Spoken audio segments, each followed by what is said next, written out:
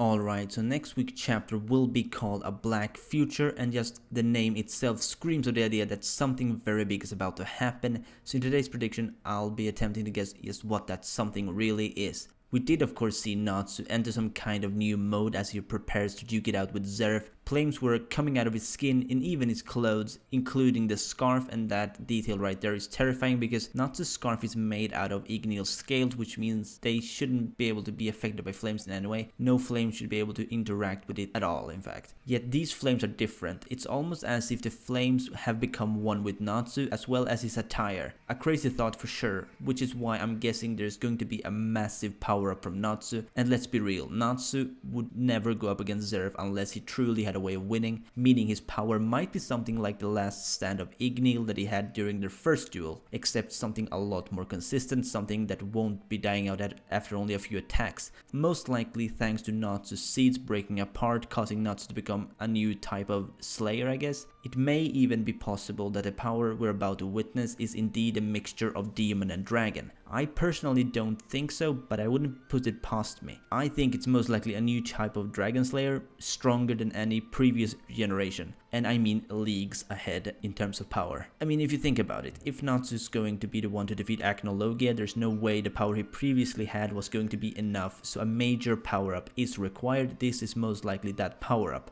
That said, for the keen-eyed readers, you'll have noticed the expression on Gray's face when Natsu started catching fire. It was the expression of shock, if not even fear. A power so great that Gray can't even fathom it at first sight must be something pretty crazy, right? So there was another thing about the latest chapter that truly caught my attention, and that's the fact that when Acnologia landed in Magnolia, August said they're out of time. This could mean many things, but I wonder, is it possible that August knows that he's a potential target? His magic power is quite extensive when you think about it now that he's fully unleashed. The last time Acnologia and August met, August was still in his base form, which may not have had that much magic power by comparison. Also, Gildart and Kana are right next to August, so that kinda begs the question if August is actually gonna answer one of the biggest questions ever.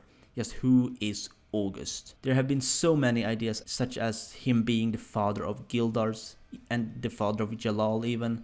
I wouldn't be too surprised if he turns out to be the father of Gildarts, seeing as he smiled when finding out that Kana was actually Gildart's daughter. It may even be possible that because of that, August will put his loyalty to Zeref aside and give his life to save Gildarts and Kana, because we know that they could never survive an attack from Acnologia. Gildarts got his ass kicked in mere moments during the first encounter, as he explained to Natsu. He said something like that it was over before he knew what hit him, and that's Gildart we're talking about. I mean, in chapter 522, he actually got his ass handed to him by August, so what would Acnologia be able to do? It's a scary thought in some ways.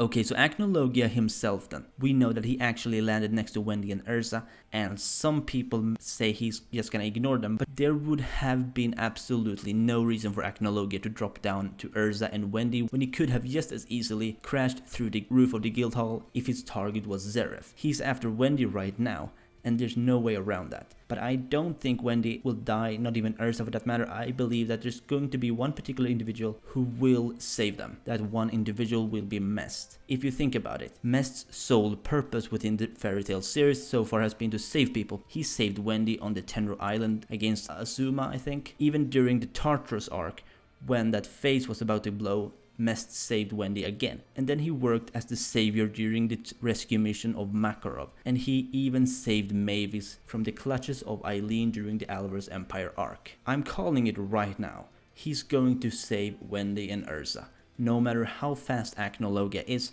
he cannot defeat a teleportation spell. And I believe that it's after the disappearance of Wendy and Ursa that Acnologia will go to the following prey. Most likely August. He probably would go for a Dragon Slayer as a second option, but August and Gildarts are most likely very close by to Acnologia right now, meaning that it's pretty much a target Acnologia will choose for convenience.